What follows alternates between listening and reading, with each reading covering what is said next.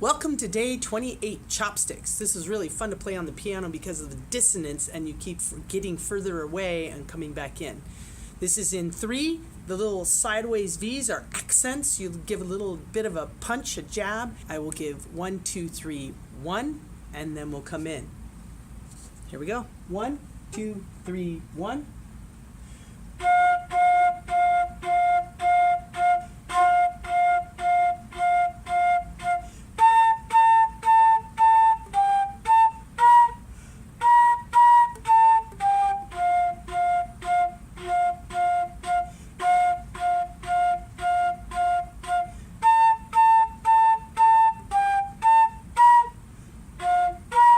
Harmony.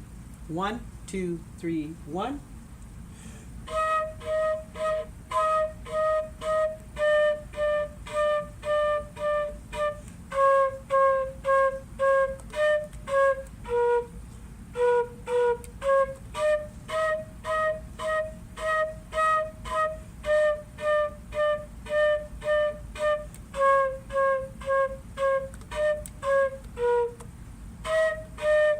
Thanks for playing Chopsticks with me.